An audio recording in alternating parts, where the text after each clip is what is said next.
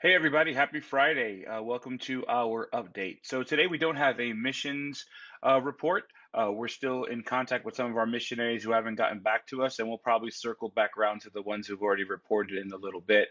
But today I wanted to share a message with you entitled The Wisdom of Prudence by a good friend of mine, Pete Scazzero. He's the author of Emotionally Healthy Spiritually, and he was the founding pastor of New Life Fellowship. And so stay tuned and listen to this message. So we're entering a new series today. Yeah, keep your hands up. That would be awesome. A new series that is called Proverbs, Ancient Wisdom for Modern Times. And it's going to be the next 4 to 5 weeks. And I want to encourage you now to, dig into it with me. Now, today's topic is called the wisdom of prudence. I want you to say with me the word prudence. Ready? Prudence. All right. Again, that word prudence, I pray, is going to now enter your vocabulary from this point forward. Now, in ancient Israel, there was 3 main ways that God spoke and revealed himself. There was prophets, men and women who spoke the word of the Lord, like Isaiah and Deborah and Ezekiel and Isaiah. Then you had priests who were responsible to bring the word of the Lord and helping people come to worship and the whole sacrificial system of the Old Testament. And then you had the wise, and these were the counselors to kings. And so we've got these wisdom books in the Bible called Proverbs and Ecclesiastes and Job. And so we're entering a series to talk about the wisdom and how God speaks to us through books like Proverbs. Now, in ancient Israel, this Proverbs book was almost like a training manual that eventually put together to raise up emerging leaders that could serve like King Solomon and David in their court and bring the wisdom of God to very practical situations. So the book of Proverbs is about living practically. It's about living skillfully. And it takes complex topics and makes them very simple and clear. That's the brilliance of this wisdom literature called Proverbs. And so we're encouraging you, at least for the month of June, whatever calendar day it is, like today's the 5th of June, that you'd read the corresponding proverb that goes with it, like Proverbs 5. There's 31 proverbs there. All right? So say you forget a few days, it's the 9th of June. Don't worry about starting at chapter 1. Just go right to 9 and just read 9, all right? And we'll do that as a community because you're going to find it so rich as a book. So the issue of Proverbs is that when you get wisdom, you've got it all. Here's what it says about, blessed are you who find wisdom, those who gain understanding. For she is more profitable than silver, yields better returns than gold. She's more precious than rubies. Nothing you desire can compare with her. That's quite a promise, isn't it? So think about it. He's saying if you get wisdom, there is nothing on earth that can compare. So say, people want fame. You can win a Nobel Prize. You know what? This is even better. You think about power. Probably the President of the United States has got perhaps more power than anybody on earth. You're more powerful than the president if you've got wisdom. Rich? All right, so Bill Gates has got $72.2 billion. If you've got wisdom, God says you're richer than him. Possessions, yachts, country clubs, apartment buildings, mansions. No, if you've got wisdom, you've got more possessions than all of them put together. Popularity, you know what? Time Magazine, Person of the Year, you want to be famous, you want to be everyone to love you and praise you. You know what? If you've got wisdom, you're more popular than anybody. You've got it all. You don't need their praise because you're so anchored. So he's saying here, it's better returns than gold, which was the most precious substance in ancient times. So we're going to be talking about these principles of how do you become a wise woman, a wise man. But it's important to remember that wisdom is not just, this is not chicken soup with a soul, all right? You can buy those books, secular wisdom out there, and a lot of it's, very good, very, very sound. But what makes this different is that Jesus is wisdom. In fact, when Paul was writing about Jesus in Colossians 3, he says, in the middle of the sentence here, in Christ, in whom are hidden all the treasures of wisdom and knowledge. In him are hidden all the treasures of wisdom and knowledge. That's why when you read the Proverbs 8, if you pick it up this week, Proverbs 8, you'll see this whole long passage where it says about wisdom calls out to you on the street and speaks to you, and that wisdom is Jesus. And so this literature of Proverbs, when you read it, it wasn't just meant to be read like chicken soup with a soul. Okay? It was meant to be lived in a living relationship with Jesus. It's like you're sitting on a park bench, and Jesus, in whom is all wisdom, he's basically sitting down and telling you, here's how you live. Here's some practical wisdom of how it works out. And so it's meant to be out of this seeking and abiding and listening to Jesus that gets unpacked here in the book of Proverbs. So, now we classify people in many different ways in our society.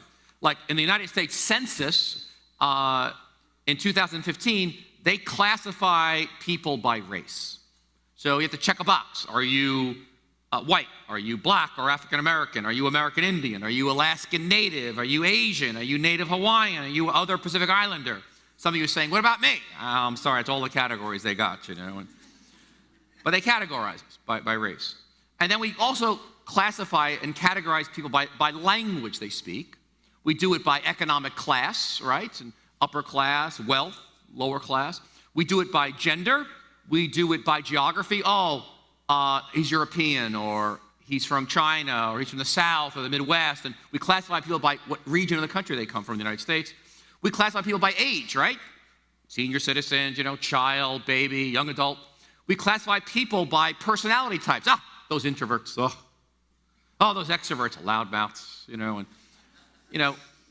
And then we've got like Myers-Briggs, things like temperaments. Some of us into the Enneagram. He's a 3, he's a 9, he's a 2, But we classify people in many different ways. And you can add to that list. But Proverbs and Scripture classifies people in 3 categories. There are mockers, there are fools, and there are the wise. All right? So here's the chart. All right? Where are you in the wise, foolish spectrum? So it's kind of like a spectrum here, I think of 1 to 10. And so let's just start with mockers. And you'll see, as you read Proverbs, they're also called scoffers, S-C-O-F-F-E-R-S as well. And these are people, they're really just like number one. Like there's not a lot of mockers out there. I know you think your spouse is a mocker. I got a lot of that from the first 2 services. All right. But mockers are, actually, Proverbs also refers to them as like they're evil people. They're arrogant, they're unteachable. These are the kind of people, if you correct them, you're punished, all right? But these are folks who are like, Hitlers, Pol Pots, thank you, Stalin. Are you from Russia? All right, no, this is Stalin. These are folks and, abusers. These are folks who just, and I've met them, they don't have any conscience, they just do great evil. So they're a category in Proverbs. But the majority of Proverbs is dealing with fools. Now, actually, there's 3 different Hebrew words for fool. So now we got gradations of fools, all right? So, but for the sake of our time today, we're just going to do the general fool. And, moving along here. And they're often referred to, as you'll see in just a few minutes, as simple or simpletons. These are people, actually, this is 65 times in the book of Proverbs. So a fool refuses to think a lot, actually, in Hebrew, one of the words means thick-brained. I like that. Thick-brained, like they can't get through, They're naive, pliable, easily influenced, aimless. They kind of drift into things, don't like a lot of hard work. This is the great mass of people, says Proverbs. They don't want to ask hard questions. They kind of wander into messes. And then you've got 8, 9, 10. I'm calling, a scale, the wise or the prudent. And that's where the whole point of Proverbs is that you and I, we would grow up into being wise people. The sad thing about it, you can have a PhD and be a fool. Okay, you can be 80 years old and haven't gone through battles and still be a fool. But wisdom is something that out of abiding in Jesus, we are to grow into. And so today we're going to talk about prudence, because prudence and wisdom are very closely related. In fact, it says in Proverbs 8, I, wisdom, dwell with prudence. So they're very tight. And you'll be hearing about different aspects of growing into a wise person the next 4 to 5 weeks.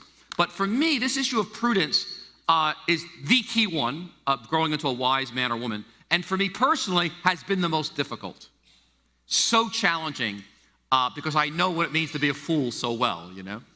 And so, again, here's our title. Today we're going to focus specifically on the wisdom of prudence. And I want to begin with Proverbs chapter 1. That introduces kind of a whole book here. Okay, thus says the Lord. The Proverbs of Solomon, son of David, king of Israel, for gaining wisdom and instruction, for understanding words of insight, for receiving instruction in prudent behavior, doing what is right and just and fair, for giving prudence to those who are simple or fools, knowledge and discretion to the young. Let the wise listen and add to their learning, and let the discerning get guidance, for understanding proverbs and parables, the sayings and riddles of the wise. The fear of the Lord is the beginning of knowledge, but fools despise wisdom and instruction. Fools despise wisdom and instruction. So you'll see here, even as the book begins, it's contrasting the prudent with wisdom with the simple or the fools. And so let me just, as we kind of go into this study here together, let me just give you a definition of the prudent. A prudent person thinks ahead. A prudent person patiently gives careful thought to the long-term implications of decisions. A fool, on the other hand, fools are impulsive and they don't ask hard questions or think things through. They look only at the short term and quick fixes. That's a fool. So you see a good contrast here. So, you know, for example, a fool, if you've ever done this, I've done it, you know, you got a contract, whether you're buying a car or leasing an apartment or you're taking out a loan, and you just say, all this small print, you say, I don't read small print. Just sign this thing. And you find out later, why are you coming after me? Well, it says in the contract here that, well, I didn't know that. You signed it, you know. Or maybe you're like, you know, I'm not going to pay my taxes. The United States government, they don't care about my few dollars.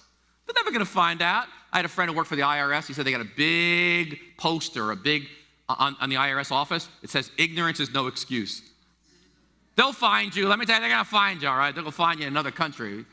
Taxi, they won't find you, you know. And it's foolish. And so, you know, some famous last words of foolish things that were said or foolish acts. The IBM chairman in 1943, when computers were first being developed, Thomas Watson, he said this about computers. I think there's a world market for about 5 computers. Fool. The producer of 20th Century Fox in 1946, when TVs were just coming out, he said this: TV will not last because people will soon get tired of staring at a plywood box every night. Fool. 1950s, the Cancer Institute. If excessive smoking actually plays a role in lung cancer, it seems to be a very minor one. Fool. The owners of a record company in Nashville, when they first heard Elvis Presley in the 1950s, said, "You ain't going nowhere, son. You ought to be driving a truck." Fool.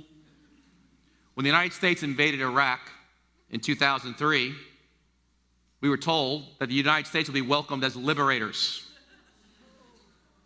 and that everything would be hunky-dory fine within a couple of months, that the Kurds and the Shiites and the Sunnis would live as one big happy family. And we actually declared victory 8 weeks or 9 weeks after we landed. Fool. Pete Scazzero. Fool. I said to Jerry, we first started New Life Fellowship, I said, let's start a church. You know, we don't have any people or any money, but you know what? We'll plant a church in fact, we'll plant 2 churches, one in English and one in Spanish. Then we'll plant some other churches, and you know, in 5 years we'll just move on, do something else. Fool. No sense of the work that would be involved. I had little experience of what I was doing. What a fool. You know, I told Jerry what I was preaching on this past week, and he said, I got some stories for you. I said, it's not a good time to talk about it, you know. But she did remind me of a couple. We went to visit a friend in Colorado on vacation, and he had a nice jacuzzi in the backyard for like 5 people. I said, this is amazing. A jacuzzi, hot. It was winter. I said, we got to buy a jacuzzi. So I came back to Queens here, went to Long Island, went to jacuzzi stores. I had her take my picture in the jacuzzi, and I said, we got to buy one of these. And then she reminded me, she goes, you live in Queens. The whole neighborhood can see it. They're all looking down at the jacuzzi. You want to really sit in that bathtub and jacuzzi outside and everyone watching you? Fool. I saw that, I was at a bookstore and I saw these tapes you could buy, and it said, learn Russian. Easy, fast, and fun in 30 days. Now, I took a course in Russian history in college. I thought that'd be really cool. I'm gonna spend that $59.95 and buy those Russian tapes. I'm gonna listen to those Russian tapes in the car, driving back and forth to work, and I'm gonna pick up some Russian. Well, if you've ever tried to learn a language, you don't pick up anything. You find out a car. And so I had these Russian tapes in our car, 2-3 years, and Jerry would get crazy. The waste of money, the stupidity to think I was going to learn Russian in the car, So he goes, oh, fool. Fool. Then I bought German tapes too. Fool. Didn't learn. I don't know anything German or Russian, and I'd buy these tapes. The list could go on, but why bother? Why bother talking about me? We have more important things to talk about here. So remember, a prudent person thinks ahead, patiently giving careful thought to the long-term implications of their decisions. So here's some scriptures on prudence, all right? And I think this is the key verse. If you're going to memorize, I'm going to really encourage you to write this down, memorize this verse. Write it down, bring it to work with you. Let every word, when you meditate in a verse, like every word's supposed to seep into you. The wisdom of the prudent is to give thought to their ways. And when you're about to make an impulsive decision, the wisdom of the prudent is to give thought to their ways. A great verse. Only simpletons or fools believe everything they're told. The prudent carefully consider their steps. Proverbs 14:15. Proverbs 19:2. It's not good to have zeal without knowledge, nor to be hasty and miss the way. Proverbs 19:11. A person's wisdom gives them patience. Proverbs 22:3. The prudent see danger and take refuge, but the simple or the fool just keeps going and pays the penalty eventually. And so what I want to do is I want to unpack this, all right, very practically for you, because you see, again, the general theme is the prudent are thoughtful, they work hard, they ask difficult questions, they think through the steps, time involved. The hasty or the fool is quick and kind of sloppy, and kind of hopes for the best. It'll all work out. And so I'm going to give you 5 areas of contrasting fools and the prudent to help you kind of look at yourself and kind of ask Jesus, where am I, and how do I kind of move forward in growing in wisdom? And so there's 5 areas. We're going to talk about finance, and then we'll talk about decision making, then we'll talk about relationships, words, and then getting counsel, wise counsel. Let's start with number 1, finance and money. So fools don't think about money long term. Don't budget. They get credit card debt. It's like, I don't want to think about it. It's just too painful. So I just make the minimal payments and it'll all work out. And I actually had a conversation with a family member about this, and who had gotten some bad counsel about her credit card debt. And I said, you don't understand, honey, you're paying like 26% on that money. And like that money is like multiplying. Do you understand? And she goes, I don't want to think about it. I said, I know you don't want to think about it. I said, but do you understand, like it's been going on for a couple of years, and as I look at it, it's going to be going on the next 10 to 15 years.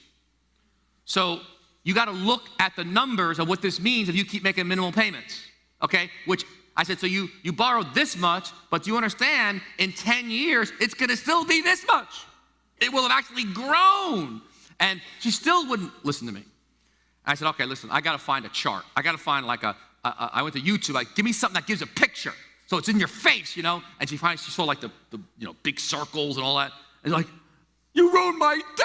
I said, I know I ruined your day. I said, but you've got to look at this because of where it's all going. You're going to be enslaved, for a long time here. So, taking the time to do fools don't take time to do the math because it's too painful. So just keep going out to eat nice restaurants, keep going on nice vacations. I deserve it, avoid reality, do impulse buying, all that. I had a friend I went to college with, who, we kind of went separate ways after college. We kind of remained in contact all these years. So we would, every couple of years, we'd kind of get together. And he was a lawyer. He made a lot of money. He actually made about $500,000 a year. It's a lot of money. One year, he actually made $1 million. Business was flying. So he just, he just had a lot. He had boats. He had country club memberships. He had a booming business. He would go out to really nice restaurants, nice clothes, big house, the whole thing. But we'd lose touch for a few years, and I see him again, and he's bankrupt. I'm like, how could you be bankrupt? And, well, not only was he bankrupt, he was now deep in debt, where it was going to take him years. He's still digging out of it to this day, okay? And I said, what happens? Well, I got a divorce. Okay, that's a pain. Yeah. Divorce, my partner in business stole half the business.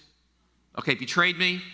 My country club membership was a lot of money. I wasn't watching the books. I got new cars, obviously, Lexuses, restaurants, my whole lifestyle. And he goes, then I had an accountant that was a really nice guy, but I wasn't watching what he was doing. And so for years, he also was siphoning off some money. He ripped me. I said, because I was careless. And so fool went from wealth to today digging out of debt because he wasn't watching it. It's like you want to get a contractor to do some electrical work on your house, and the first one comes by, gives you a bid. You say, he's a nice guy. He looks honest. Hire him.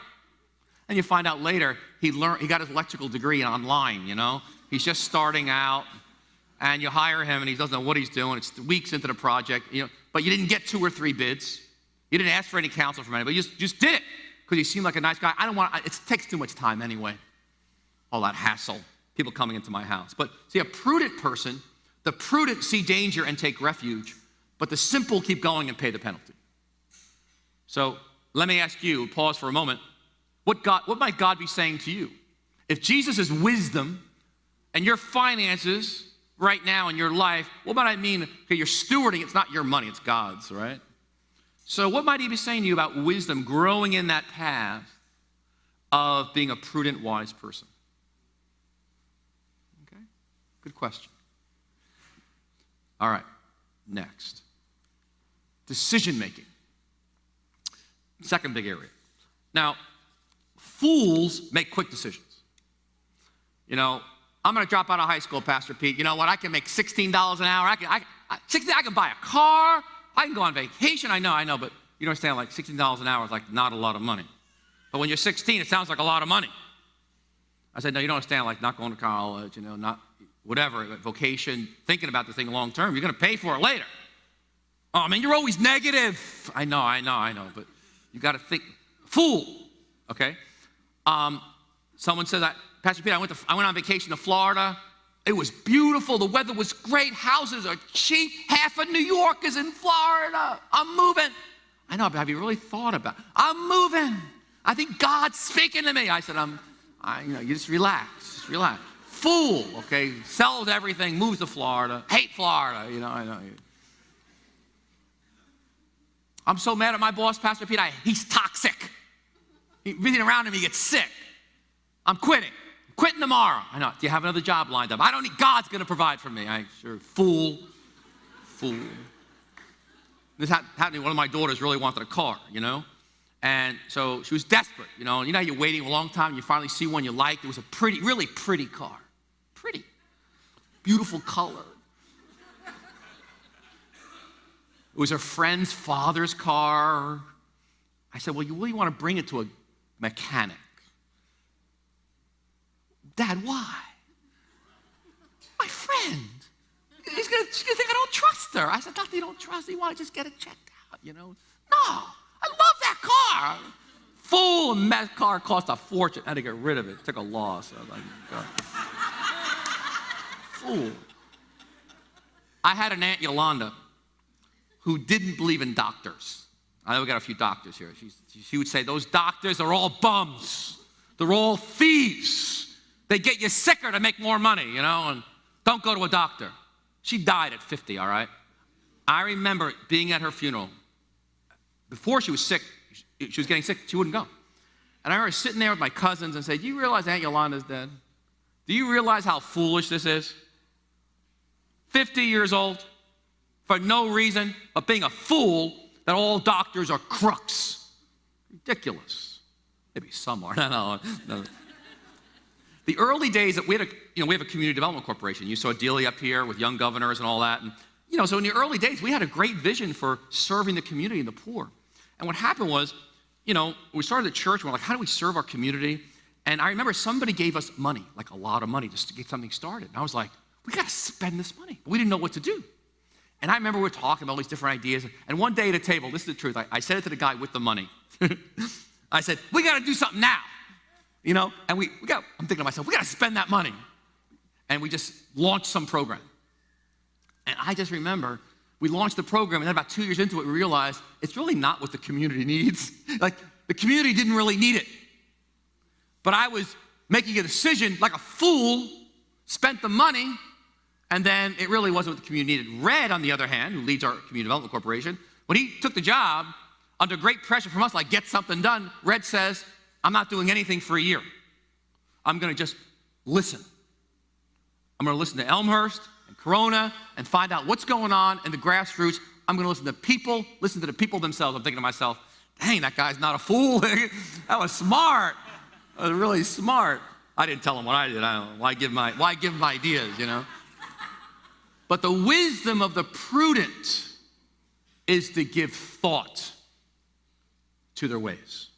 The wisdom of the prudent is to give thought to their ways. I have a quote by a German poet named Rilke. I love it. Have you ever read his book, Letters to a Young Poet? It's a great little volume.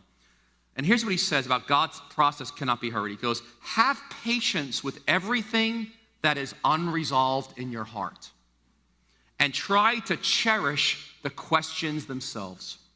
Perhaps one day, gradually, you will live right into the answer. Love that. Gradually, you'll just live right into the answer. And what was so unclear 2 years ago, all of a sudden is like, how obvious. But the wise are patient. The fool is not. And I'd rather do something really quickly. So again, what might God be saying to you about the way you're making some decisions right now that are in your life? Like, you got some decisions right now in front of you. How are you approaching that decision? What are you even coming to Jesus and say, Jesus, what are you saying to me? That's why we put this little card in your bulletin there, because silence and stillness guidelines, because one of our greatest tasks at New Life is to slow you down.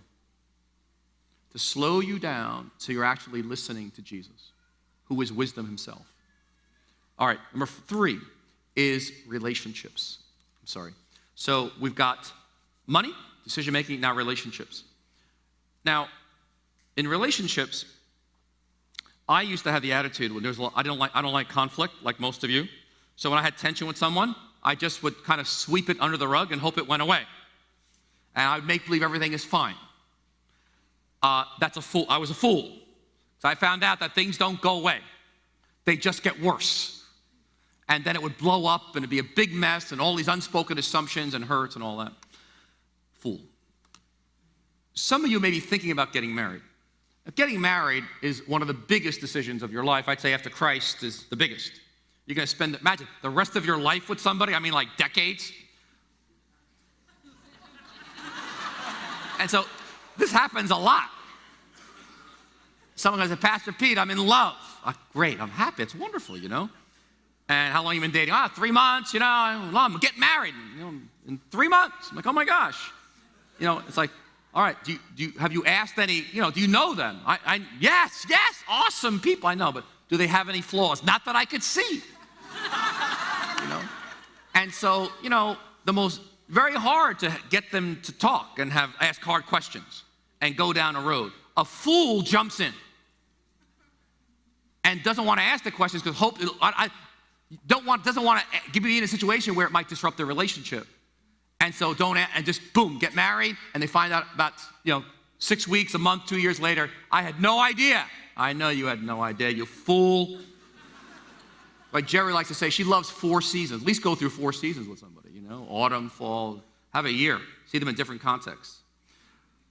I've done a good amount of hiring over the years, and I tell you, I build a team and hire someone. I used to do it really fast. Looks good, looks wonderful, great guy. You got a resume, looks tremendous. People say all kinds of things in resumes, and I do it fast. And so often would very soon realize this is not good. I was a fool, just a fool doing it quick because desperate to fill a hole, and you find out you got two problems. I mean, how many of you, when you hear someone comes to you and they're really angry about a coworker, or they're really angry about a family member or a friend, and they dump on you, this person did this, they did that. I mean, they make the person sound like Hitler, okay, personified, all right? And they're expecting you to agree. Right? Yeah, they're evil, yeah. Fool.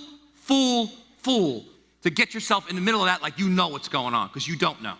You know one side. Okay, fools do that. Proverbs says, a wise know this: the first to present his case seems right, until another comes forward and questions him.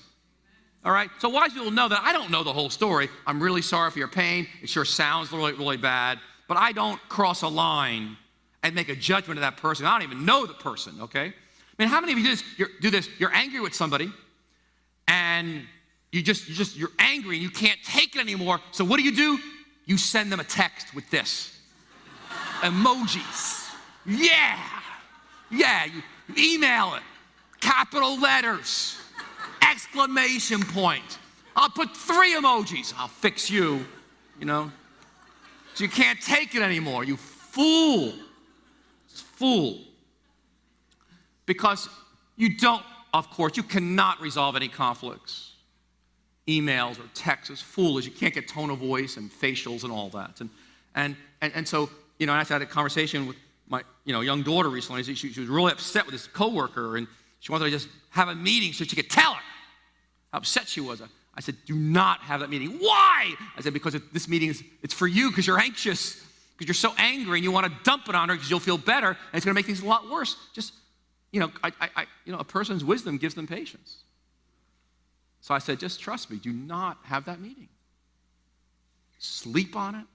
Journal. Think about it. You got some other conversation you have to have with her. I mean, it's a lot. This is about you. You didn't say anything earlier. It's not all about her, but this is a big thing. Just you dumping on this person. You're being foolish. And it was really good, and she didn't do it. Proverbs 19:11. So again, what relationships are you involved in right now? Work or friends or neighbors, or it might be, church. You're like, are you being a fool? Or are you being prudent? And what might Jesus be saying to you on how you can be more wise in the relationship? Great question. All right. Number 4 is words. Proverbs has a lot to say about words. And now, we all come from families of origin going back 3 to 4 generations. So if I was going to take a scale of 1 to 10, how foolish or prudent was your family? Mine was in the negative column, all right? So that was in me as well as I grew up into young adulthood. So my family with words, we would say, we're Italian American, we would just say things that were crazy, okay? And I mean, exaggerations and so I remember, we have, as you know, we have an Italian-American pastry shop, and really, since I was a kid, I remember these stories. My uncles would say it. We're going to sell this business, literally, they would say, for $1 billion, Pete, $1 billion to Kraft Foods. We're going to all be rich, And I'm thinking as a little nephew, hey, maybe I'll get rich too. Then I'm thinking, and all the workers, everyone's all excited, and I imagine. This is now decades later. They're still saying things like this, okay? And I realize nobody wants to buy the business for $500, let alone $1 billion, okay? But so I just kind of grew up saying things like that for effect, for drama, and to get people excited or make them think differently of me. And I was just telling one of the staff at New Life, I said, and Jerry, too bad she's in the room right now because she can testify this is true. I was so dangerous when we started our church. I was saying things. I was just doing my family, words just flying out of me that I knew I couldn't, I didn't know. I didn't think about it. As I couldn't follow through on the promises or expectations or visions. I would say yes to things that I could never fulfill. But I didn't think about it. But I realized, it's Proverbs says, do you see a man who speaks in haste? There is more hope for a fool than for him. Now, Proverbs 29:20, that was me, like to a T, And so I don't know about you with your words. I mean, I've grown. I'm still growing, but what might Jesus be saying to you about the way you use your words in terms of prudence?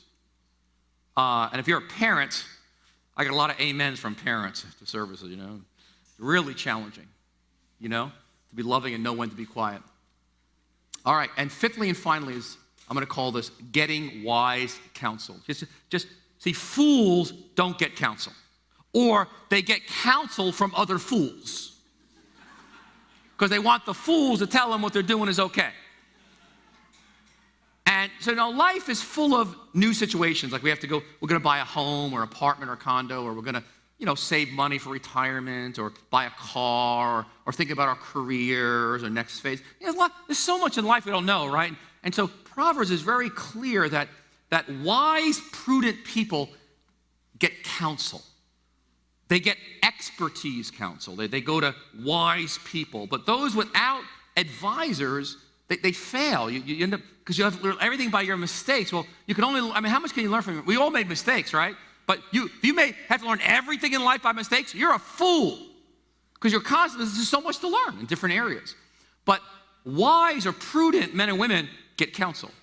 Now, many of you know that Martha Stewart, she was a billionaire in 2001. She's probably still a billionaire, I'm sure now.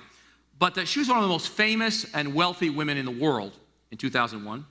And she had some stock invested in a small pharmaceutical company. And she got a tip that this company was in trouble because something had failed, some new drug had failed with the Food and Drug Administration. So she got this hot tip. It wasn't public knowledge. And so she was on her way for vacation. She was in her airplane, her private airplane, going to some private beach in Mexico, And so her mind was kind of full. And she said, she made a decision to sell all her stock in the company. Now, that's called insider trading. It's illegal, all right? Now, she didn't bother to call her financial advisor, her lawyer. She just did it, okay? Now, she ended up going to jail for 5 months. She ended up it cost her hundreds of millions of dollars. She saved $45,000. But it cost her tens of millions of dollars. She was publicly humiliated, in jail for 5 months, all because she was a fool of not getting counsel. She just went and did it real quick. Because she was on her way to vacation, there was no time to lose. Fool. I understand it well. There's a really, he who walks with the wise grows wise. But a companion of fools suffers harm. See, God's intention that we are supposed to be a community that is growing in wisdom together. You were never meant to live life alone apart from God's people. Now, God's people, we are to be a community that's growing in wisdom, not diminishing in wisdom. Okay, now, sadly, some churches, we're foolish too, it feeds the foolishness. But God's intention is that we're together like this, and corporately and in groups, because we need each other as we walk through life. To walk the wisdom of God in a world that's filled with masses of people just drifting and in foolishness. So again, here's the question. Where are you? Where are you today on that spectrum of wise and foolish? I people say to me after the first two services, you know what, Pete? When you started and put that up there, I gave myself a 7 or an 8. But now after the sermon, I'm down to a 2. I'm down to a 3. I had no idea. Because, again, the question is, what's God saying to you today? What about growing into a more prudent, wise person? This is a critical issue in being a disciple of Jesus. It's moving from foolishness to wisdom. And that your life then, as you grow older, you become a repository of wisdom that is a gift to everyone who's around you, regardless of what environment you're in. So again, this begins with, this is not chicken soup for the soul. These Proverbs, you're going to love these Proverbs. They're really fun to read and interesting and all that. But these are meant to be read out of a new birth in Jesus. In other words, it's read that you've been born again. Jesus said, except you've been born again, you will not see the kingdom of God. And what he meant by that is that Becoming a Christian is a complete new beginning. It's not just a new life, it is a new start. It's a new beginning. It's a different birth. And so it comes from heaven, invades your life and my life, and this new birth opens up a whole new relationship with God.